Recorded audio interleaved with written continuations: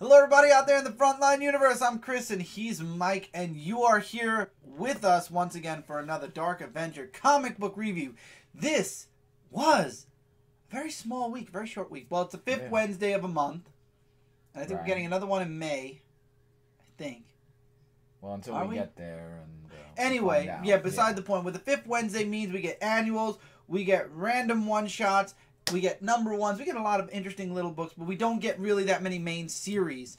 So it's a short week. So we decided, as you can see, the graphics are a little bit better. That's because we're not doing this as a live show. There's no comments that we're looking at. We are literally just doing this. It's going to be a short show. Right. We've already talked about 90% of the books. No, maybe 60% of the books on Frontline Live.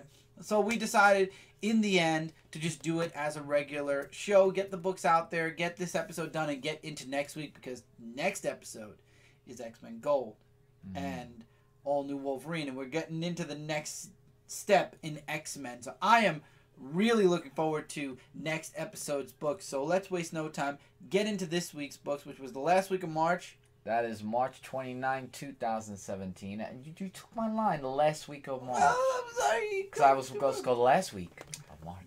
But this book did not come out the last week of March. No, it did not. And that book, my friends, is T.I.T.S, also known as Transmigrant Interdimensional Taxi Cab Service. Issue 3. Issue number 3. And it was a fantastic issue. Yeah. I laughed. Yeah. I want to know if you laughed. At the hippies? That too. Before the hippies. When you find out that the main character, the girl, is in a polyamorous relationship. Oh, you mean with that whole thing of what was going on there? There is nudity in this comic book. Again, this is a mature book. Yes, I was going to get that out there. This is for adult reads, but I loved it. I loved this issue. Yes. Skit Cat's adventure with the taxi cab, and then they're just going to this concert, and then they pick up like these 3 hippies. That's the end of the issue. You forgot the beginning and the middle. But I was getting to that though. But once again, it was like a random fun-filled issue that it gets. It's like getting to that point of where there's this other character also who turns into like this robot when he had to. Like, he's the person that I know Casey and Colton were talking about. But he like blew his cover from being a human to an actual robot, and as a birthday gift, he was like given this big, huge robot to work with. He's like saying, "Well, I could read like these codes. Like I don't know how to read words and stuff like that. Binary codes he could read, not words and stuff." I was like, oh, it is so random. I love this issue. And just picking up just the 3 hippies just to go to that concert where they're doing like drugs. And if you'd like a link, I will try to make sure to put a link in the description. I believe I have, and I will. This is the last issue that's out right now. Issue 4 just got funded by Kickstarter. Issue 5 will be coming soon. You bet. You mean issue 4 is going to come soon? No, issue 4's Kickstarter's over.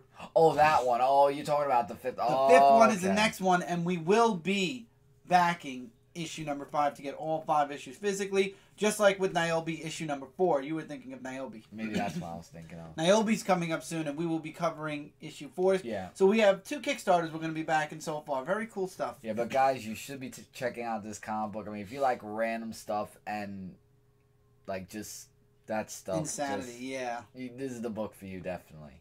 Look past the title. Yes, look past the title. But remember, it's a mature book. For adults. Not for kids. And now we're going into this week's book, starting with I'm not sure if these books came out this week, the 2 books that I'm going to start with. I believe one did and the other one came out last week. I'm not too sure. So if you don't see these books in this week's poll, check last week. So it's between last week and this week. Alien Defiance issue number 10, I believe it is. It's 10. It's 10, yes. I'm starting to kind of fall out of this book just a little bit. I'm not really digging. Like, the characters are very strong, but it is in the realm of aliens, and the company wants aliens so they could take it and make soldiers out of them, whatever.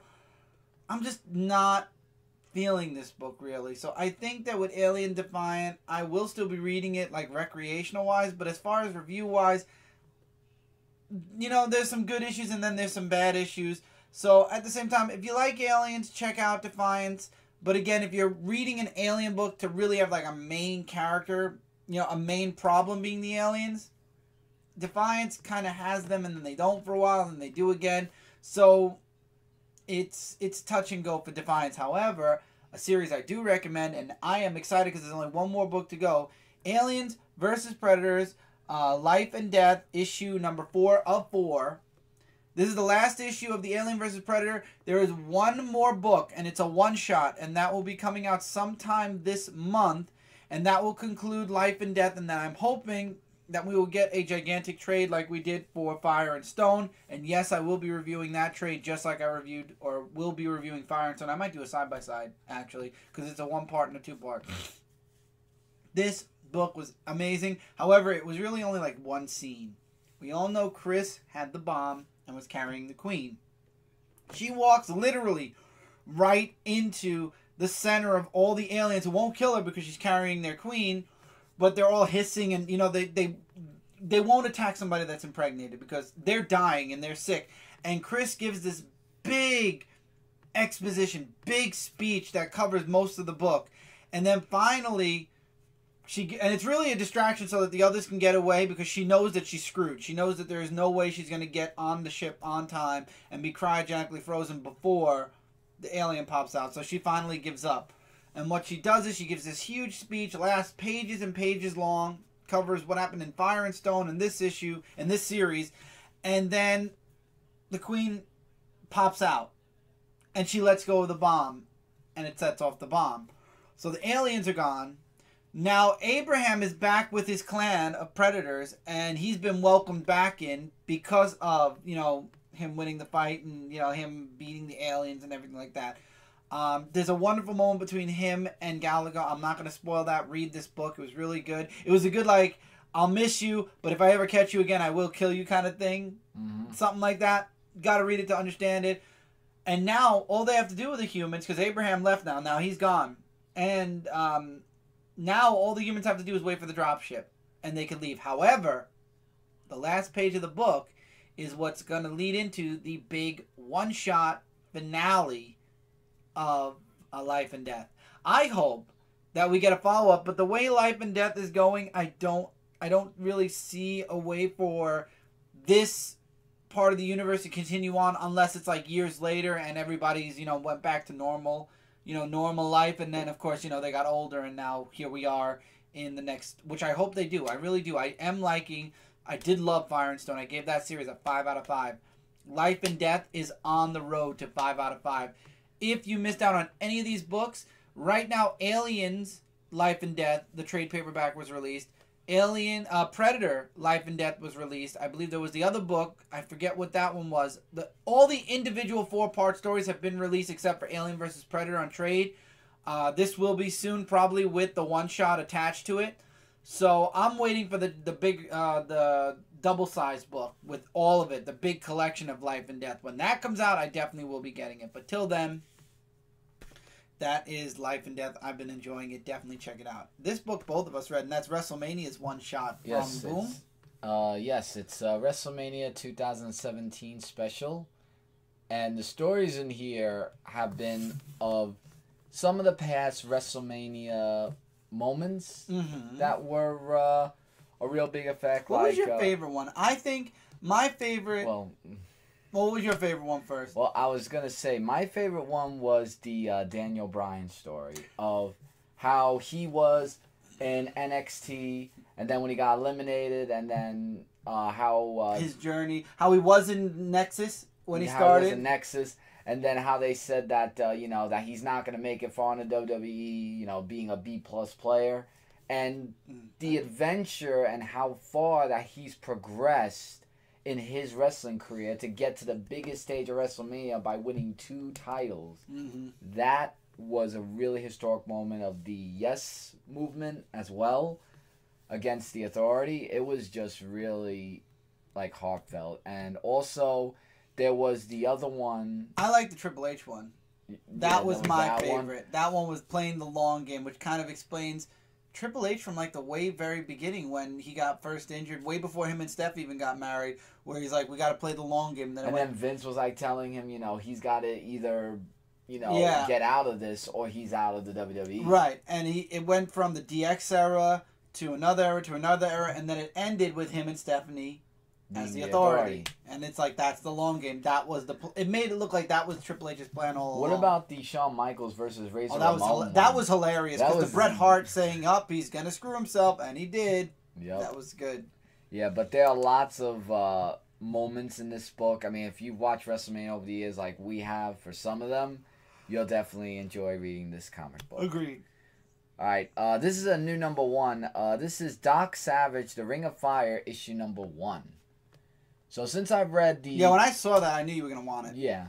So since I've read the previous volumes and issues of Doc Savage, I thought of giving this issue a try. And basically, the thing is that Doc Savage has a mission from the Commissioner over the Pacific to... on this island, some about a volcano that is about to erupt. On a remote island, actually, of a volcano. So it's up to him, along with the other people, to go there and see about, to investigate a little bit more. And then you get this woman that says something about Firebird. Like there was something in the past about that. And we're not going to get too much of that until, I guess, the next issue. Because she probably encountered with someone that was like Firebird. But that's really what the whole thing is. Just getting ready to go to this island to see about this volcano and what it's about, for that matter. Divinity III of Stalinverse, issue number 4. Now, this one was a little bit of an okay read. But Stalinverse, I'm really not digging, really, as much as I thought I was. Like, the story really is that they're trying to prove their loyalty to the president. And it's... I think Kremlin, along with the other people like Arak of EXO and all the other people that we've discussed about in Stalinverse, they're having a war there with each other, and they're trying to... it's really more for getting respect from the president, but it's also making things a whole chaotic of what's going on in Russia, because it's all taking place in Russia. So that's what I really got from this story. There was just lots of dialogue and too much to actually grasp, but it looks like it's going to be a big hit though for future. Oh, actually no, I think this was the end though, because it said Winter Eternity, so I think this was like the last issue. Generation Zero, issue number 8. I could just sum this up in like a couple of sentences. This new hero or anti-hero, whatever her name is, Black Lamb, seriously, because her symbol has a black lamb, and that's her name, to be honest, comes in this issue and wants to fight with Generation Zero because of what happened in the issues of their, with them being wanted, with their powers and everything. So she wants to try to take control of them as well as taking them out. And then you get Kesha with her father trying to work together. Like, you get that little bit of that father being on her side, listening to her more instead of not listening to her. Because remember how he was being jerkers to her by not listening? So he's finally coming around and listening to her of how they're going to help Generation Zero. That's really the whole gist I got from the comic book of reading that part alone for Generation Zero. Ninjak issue number 25. Ninjak has made it to 25 issues from Valiant, and I have to admit though, like, I like the book, but I know that that Roko is still going to betray him because we've already got the story about what she's going to do to him. And there's like a whole thing of where they're working together and then they're trying to take out enemies that are coming near them. And it's really just him and Ruku. But you could tell that, she's trying to say, I don't know, it was something about the sword at the end. And the next issue is to be concluded. Now, I don't know if it's to be concluded in Ninjak altogether or the story arc, but I'm guessing the story arc because I think there's going to be more issues for that. Red Agent, The Human Order, issue number 5. And this is again like really intense now where Red Agent, why did I say Red Robin? Red Agent. Got Red Robin on the brain, huh? And Avril are still working together, and what they're trying... No, this is it. All right. Yeah. And what they're trying to do is that, I can't remember the name, like, oh God, why did that slip my mind now? And it said it in this book, It's all right. Keep going. I don't know, but anyway, they're trying to find out, this person that's, which is the robot that is just killing people. So it was like just a whole bunch of mix-up things where they're doing their mission. They're trying to find this person who I can't remember who it was, and the person who this guy fought with thought that they were against him from what happened. But then after a while, he sort of said, okay, they're on my side, so they're going to just try and work together. I mean, I wish I could give more review, but I want you guys to definitely read the book as well as this issue of Van Helsing versus the Mummy of Amun-ra. Amun-ra. Amun-ra. I don't know why I keep getting this wrong. Issue number, I think it's 3 of 5.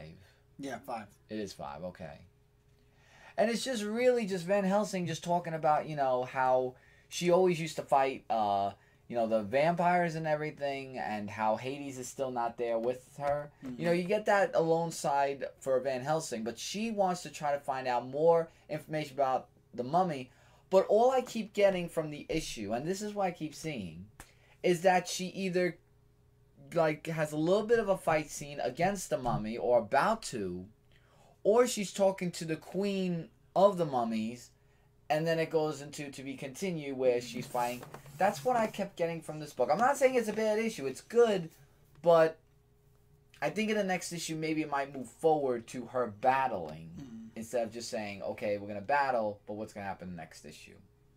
So I would say definitely pick this up for that. Only physical indie this week, and I believe it's because it was so delayed that they finally wanted to get it out, because this issue was supposed to be out in February. And we are now in, this came out in the end of March, but we're now in April. And that's White issue number 4. It all concludes really nicely. I want to show some artwork because I think they did the shark really nice. So she thinks that she's been left behind. She's getting all these phone calls. Basically, this poor girl is getting screwed over so hard that towards the end of this episode, this issue, you just think it's over. You just think she's done. You just think she gives up. She goes and fights the shark. But instead, there's a twist. She gets the machine off the shark gets better, and then we find out that somebody does come to rescue her. I'm not going to spoil it, though, but in the end, everything looks like this girl is done. Like, her life, she might as well just kill herself, because it sounds like she confirmed that she was no longer working. The ship that was supposed to come and save her, that she said she was going to go to the press about, they left. They're already on their way back to the United States, to shore. And they wanted to make sure she died so that she couldn't tell the people what happened.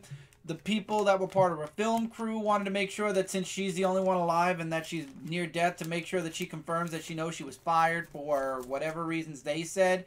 And she's thinking she's getting like a yes, I understand, so you'll come and save me now. And really not. So her life literally looks like it's done until finally she just bites. Basically, she does a jumps the shark moment, jumps in there, takes the device off the shark, saves herself. She gets saved by somebody else they were talked about in the book. She's saved by that person, and now she's going to go back and get her revenge, not only on the ship for leaving her, but on the film crew. I think that's awesome. All right. Dark Knight 3, The Master Race, issue number 8, not the final issue.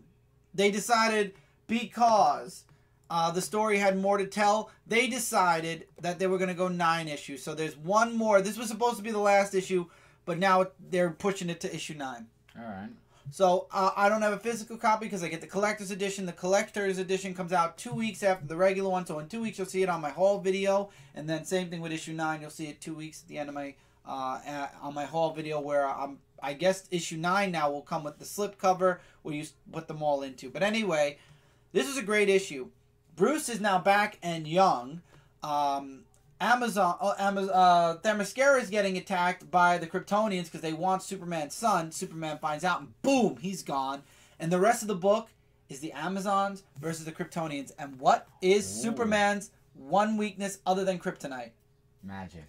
And guess what the Amazons are? Oh, no. The Amazons are magic. So it is a even fight between the Kryptonians and the Amazons. So they're just magic. They're vulnerable to, so they can get stabbed by magic. I heard, yeah. Man, wow, crazy stuff. And then Superman's daughter ends up flying away in the end. She doesn't get the baby. She kind of gives it back to Wonder Woman without fighting. I guess she knows she can't win against her mother, so she just goes off. So I guess that's where the 9th issue really is going to focus on the most. But Superman and Wonder Woman reunite. You get to see that awesome moment of the two of them. And again, in this type of a book, it makes sense because this is years later. Lois is gone. So we always knew Superman was going to end up with Wonder Woman after Lois. Right. So they win the Amazon, spoiler alert, but not really. And now something else happens and Superman has to go. Wonder Woman said she'd be right behind him. And Batman, young now, is already halfway there. So it's going to lead to this climactic final battle between Superman and the guy that's leading the Kryptonians. I am looking forward to it. A lot of people say it's drawn out. The delays hurt it. Yes, I will agree the delays hurt it.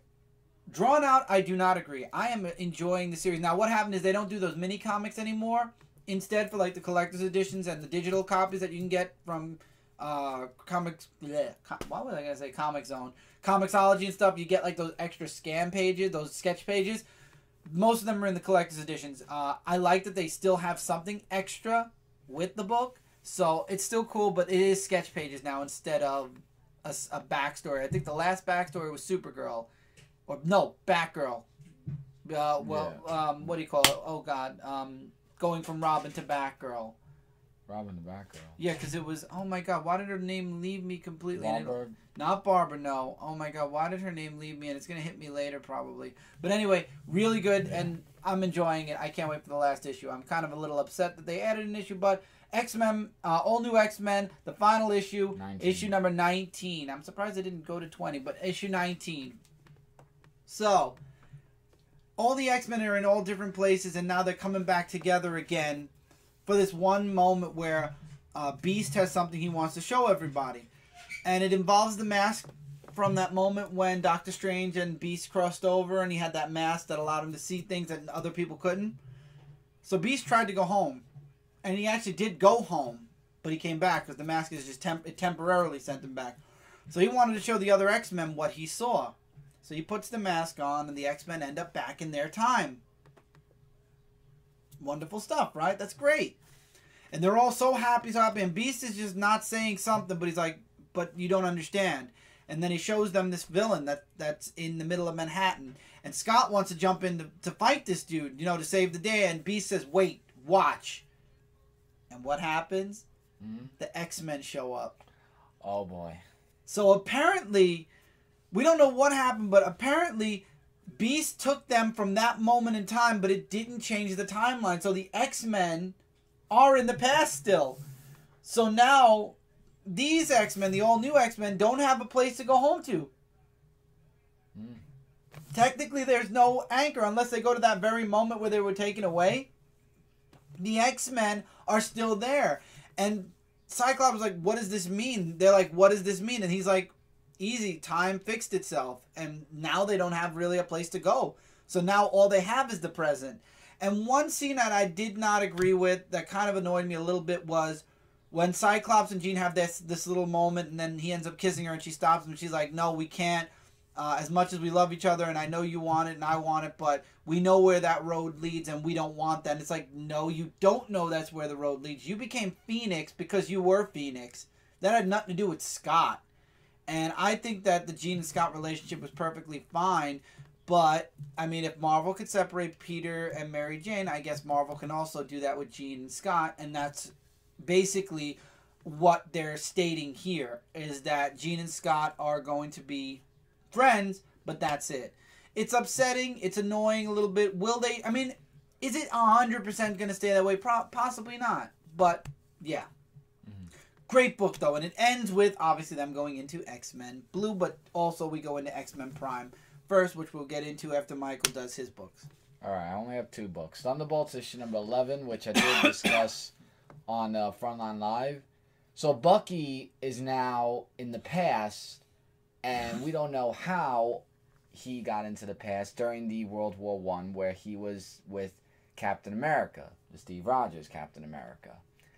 And he's trying to find out, why he's back years ago, but he looked up to Captain America, that many years ago because he was a big role model to everybody. But then he sees strange things are happening where Captain America is trying to tell Bucky to say, Hail Hydra, and we know that it's a bad thing. And then we see Cubic come in, and then she's like saying that how she messed up with his mind and changed him and everything. And you see he goes through this huge traumatic thing where we get like a whole circle of what he's actually been through. So, you know, you feel for Bucky in this issue of what he went through. And it's like really a huge thing of what happened to Bucky in this issue. And I thought it was going to be 2 issues long, but I'm surprised it went like really fast. But this issue was really interesting. Next, we have Spider-Woman, issue number 17, which is the last and final issue of Spider-Woman. And for Spider-Woman, we see that with all of her adventures, this is the final issue where she's not only having a party with Roger, but now we see that her baby actually has spider powers. Like, he's climbing up walls, he's webbing everything, and Roger's, like, trying to calm it down and see, like, you know, how to control the baby and everything. And there's, like, a party going on the roof where Jessica is going to meet up with not only the Avengers, but other people as well. So with all that chaotic thing that's going on, you know, they just went downstairs to... like, you know, like, see, because I said about the baby having superpowers, and it was just funny that they were downstairs and the heroes were just left up there, like, saying, they'll just drink themselves to death and they'll leave whenever they want to, but you never know what could happen. But for Dennis Hopeless, who was on this issue, he did a great run. I'll try. I heard that he's doing Jean Grey, and I might look into that. I looked at the art. It's not as bad as you think. All right, well, I'll look into that and I'll review it then, but... he really did a great run on Spider-Woman, so let's hope for Jean Grey also. All right. This book definitely by far was my book of the week, just because, again, this was a very light week, but it really promises a lot for the future of X-Men, because it is XMen Prime issue, well, the one-shot. That's going to lead into XMen Gold, XMen Blue, and a few other, and maybe I think a little hints of New Mutants, and we get the hints of Weapon X and stuff. So it's the main character is Kitty Pryde, and I love the way they did Storm here. I just want to share that image. The artist did an amazing job with Storm here. But Storm basically relinquishes her role as leader of the X-Men, and she wants Kitty Pryde to come back and be the leader again because of what happened with IVX. We get a little Lady Deathstrike couple of pages, and that leads into what's to come with Weapon X. So we will be, that's a little hint towards Weapon X. We get to see Kitty in limbo, and Storm lets her, you know, walk around and you know, see the school. We get a moment with her, with Kitty and Colossus, a moment with her and Jubilee, her watching the kids, and then we get the all-new X-Men in the Danger Room, fighting and, you know, training and whatnot. And there's a scene in this part. Now, this is what I want to, you know, focus on, because that's what a lot of people are focusing on and being triggered with. Now, Jean is the new leader of the all-new X-Men, because Cyclops has stepped down. What they're trying to do with the all-new X-Men is they're trying to prevent their future. Their present, which led into the dark future, was Scott led the X-Men, Scott and Jean were together, and Jean became the Phoenix. So what they're doing is Scott stepped down as leader, especially after seeing what his older self became. And Jean stepped up as the leader of the all-new X-Men now. So she's the leader. And there's a part where they're training in the Danger Room, and Jean gets in a little bit of trouble. And what happens is Angel, out of nowhere, swoops in to save her. And, you know, he does it because he's like, you were in trouble. And she's like, spare me the chivalry. If I'm going to lead this team, you guys have to listen to me and stop falling over backwards to try to keep me safe. And he's like, but you're Jean. And I love how both her and Scott said, what the hell was that? What does that mean, that she's Jean Grey? Or that she's just Jean? And she just said, if I'm going to lead this team, you guys have to let me lead. And I love how Beast actually says, in all seriousness, Jean, she deserves it, but I'm more than a little surprised at your first...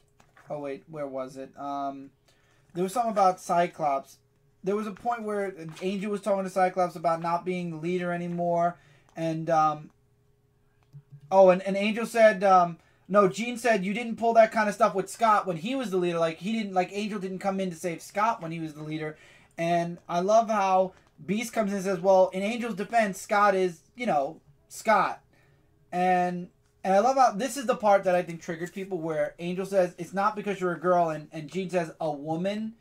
Now, lately Marvel has been a very easy to trigger because a lot of people are complaining about their caving, doing more diversity, dealing with a lot more diversity and the whole thing with social justice warriors. So it's easy to be triggered. And if anything, this book taught me another thing also. And I broke my golden rule. My golden rule is never to watch a review until I read the book. And with this book, I was questioning, do I want to try X-Men again? Do I really want to invest my time again into 2 X-Men books, soon to be 3 when Astonishing comes out? All new Wolverine, Old Man Logan, Weapon X, do I want to invest my time? Is it worth it? And this book was the setup. So I actually said, okay, let me watch a review on it.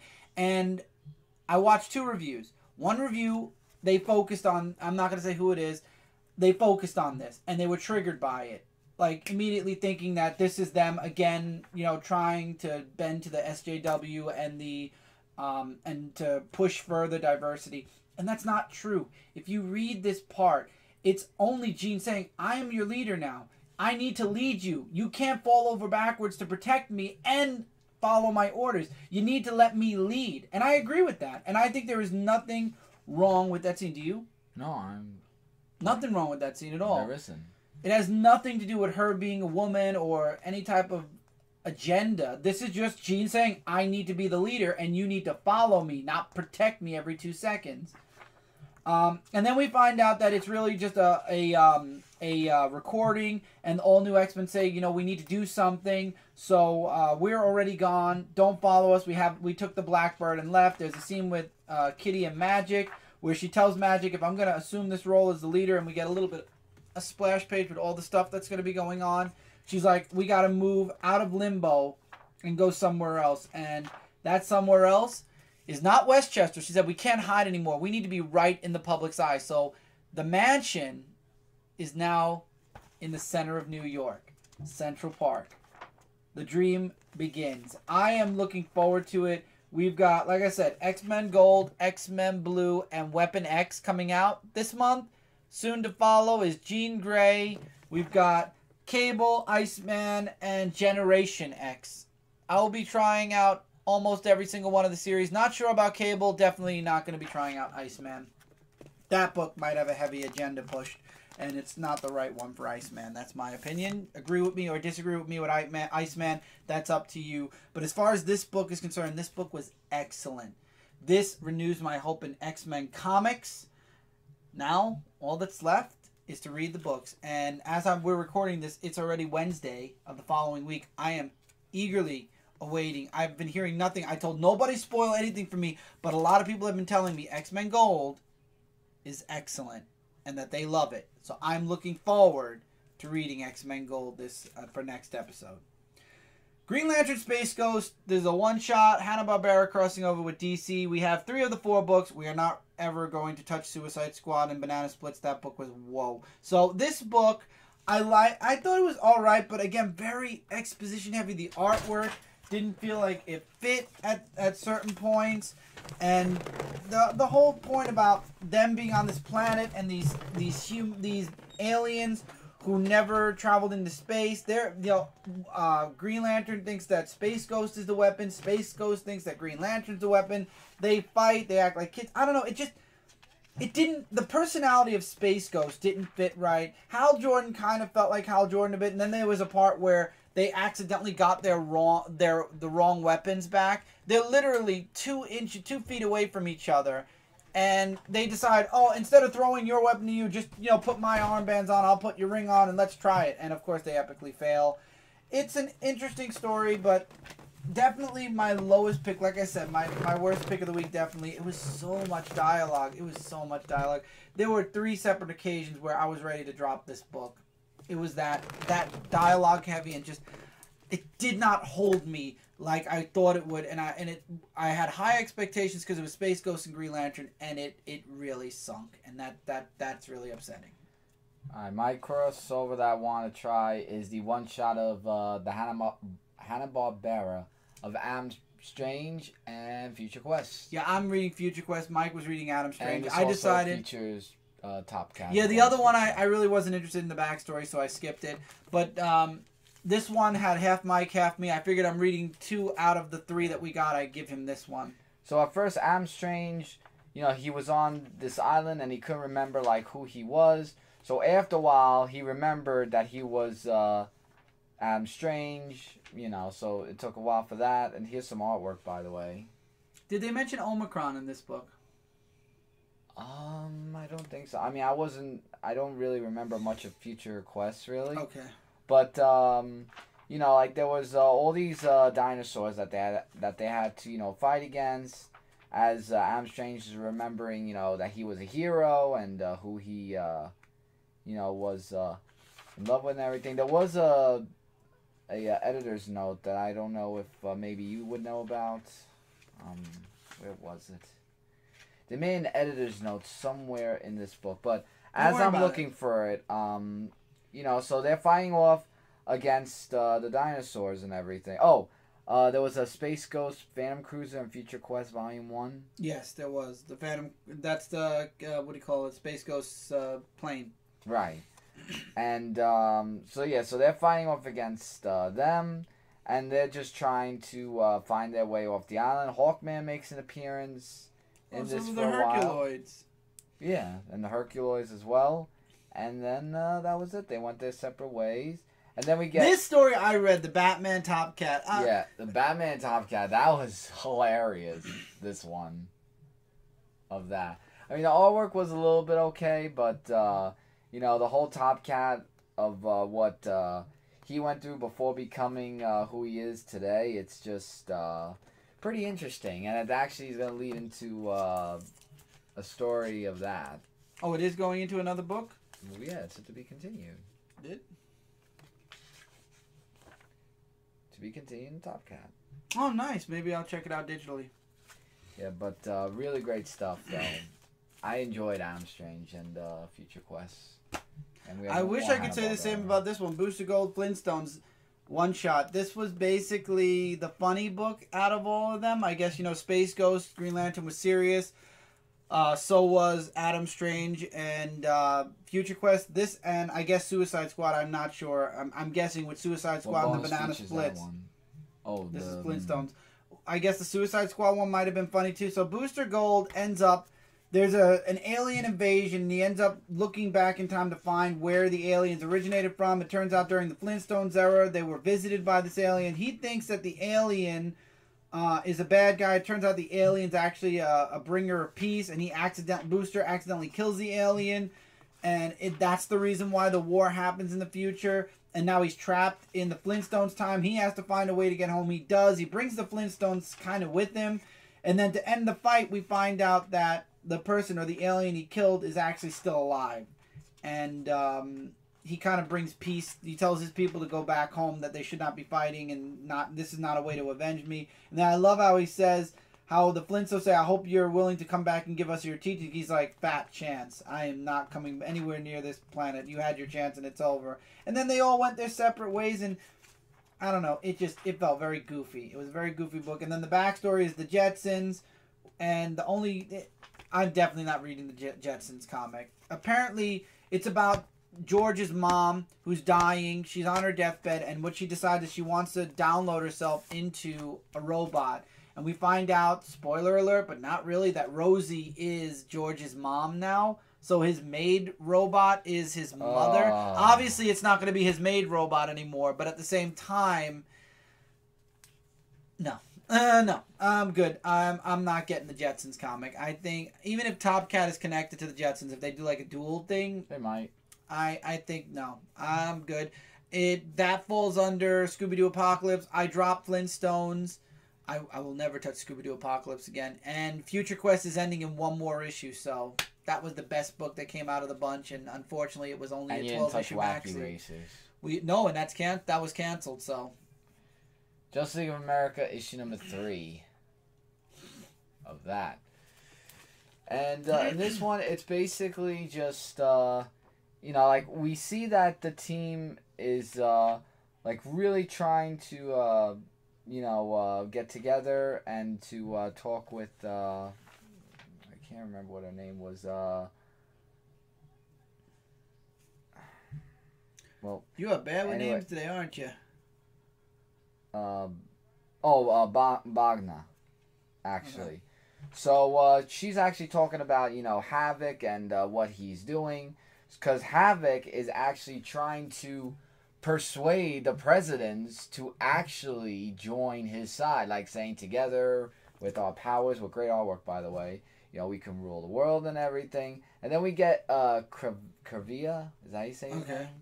Yeah, and then he's a major part in this, and him and Lobo fight, and then there's a whole team that comes in, and there's just lots and lots of stuff that's happening. A lot of fighting going on. And lots of fighting going on. And Havoc, who has the shield, now, with Batman making stealth, he has a shield now. And that is going to lead into something that is going to lead to more of the extreme, to be continued in the next part. So, I like it. I mean, not many people said that this was their cup of tea this week, but I actually thought it was actually really good for that. Justice League of America. Titans Annual issue number 1. The Key makes a reappearance. His first time since New 52. First time in a long time. Even pre-New 52. We hadn't seen Key for a while. So Key ends up abducting Batman, Nightwing, Flash 2, which is Wally, pre-New 52 Wally, Donna, Wonder Woman, Aquaman, and Tempest. Basically everyone from the cover? Yeah. Basically, yeah, that's true. Everybody from the cover. And they're trapped in this realm, and what Key wants is basically them to fight, and he wants to sap their powers or their life force or something, whatever it is. So Wally and Barry have no problem working together. Batman is Batman. He doesn't trust that anybody is who they say they are because they were all teleported there at the same time. Wonder Woman doesn't have her lasso. Aquaman is a jerk. Tempest and Aquaman, while respecting each other, they still kind of have these moments. And I love how in this book, the team, the Titans actually say, "Are you guys like as close as we are? Do you guys even act like we're like a family? Can you say the same thing about your group?" And what bugged me was when Batman kind of goes back and says that's not important, and it's like, actually, yes, it is. It's very important. I'm trying to find the page where he says that. And the rest of the JLA and Titans are trying to find their missing teammates. I'm trying to get to that page. I think it's probably coming up. Yeah, because Donna has a problem with Wonder Woman. Wonder Woman just does not want to talk to her for some reason. Yeah, here's the page where it's like, we're like a family. Can you guys say the same about your team? And they're like, and Batman's like, that's not important. He's like, that's immaterial. There are 4 other relationships. Oh, and that's when he mentions that there are 4 other relationships: mentors and pupils, or proteges, and that's where the truth about Donna comes out, because he's like, I only see 7 organics, and Troy is not human. And that's where Wonder Woman finally comes out and says, I didn't want to tell you this. And this is where they take the New 52 and mix it with the old DC universe. She's like, you were made of clay. We helped you by changing your memories and protecting you and making you believe that you came to Amazonia, that we helped you and made you one of us. And, those are all false memories we put in there because you were a weapon to destroy me, and you didn't want to be that weapon, so we put some false memories in you to make you, to put you on the right path. And the Titans immediately go to the aid of Donna, and that's when they finally figure out where Key is. And the rest of the Justice League and Teen Titans show up. And yeah, Key basically makes haste and disappears. And we find out that there's somebody he was working for, and they say to be continued in the Titans. So I'm sure at some point we'll find out who's on the other side of that door and saying Key. And also somebody else, I forget what Jay said. He mentioned it was part of the story arc before. But somebody wants the Titans, or wants to destroy the Titans. And we'll find out who. It was a nice annual, I will say that. The characters just seemed a little bit off for me at first, but then, as I read it, Batman was spot on. But I like the dynamic where the Titans showed, you see the difference in the way the Titans team is and the Justice League are. And I like how Wally actually said, Justice League, I remember, they were close, they were friends, they were very tight. And are you guys even the same anymore? And I love how Batman kind of like shrugs it off, and it's different. So hopefully we'll get that back when Rebirth ends, is like the closeness of the Justice League, the adult people to get them like the way the Titans are now. And with that, that's it for this review, guys. As always, we are Comic Frontline, your #1 source for comic-related news, reviews, and a whole bunch more. If you haven't smashed that subscribe button yet, hopefully you will. This way we're in your sub box and you don't miss out on a single video. We try to give you guys a video each and every day, so when you come on YouTube, you check your subscription list. We have at least one, there could be more, one or more videos for you guys to check out, whether it be a review, an interview, live show, regular show, our thoughts on something, discussions, what have you. We have lots of stuff going on here, and we also have a lot of stuff going on comicfrontline.com, both written, previews, previews, solicits, everything. We have everything on comicfrontline.com as well, so check that out when you can. Also, as always, guys, if you have anything, for the comments we talked about this episode, agree, disagree, likes, dislikes, recommendations, feel free to leave those in the comments below, and we will definitely answer your guys' comments in the comments below. I actually did catch last week's comments. I'm very happy. I actually got to write Peter Barker back. I got to write a bunch of people back. I'm very happy, so I will definitely be keeping an eye on the comments this time around. Till next time, though, take care, everybody. Keep reading, keep collecting, and we'll see you guys really soon in the next video. Hey, everybody. Later, guys, and take care.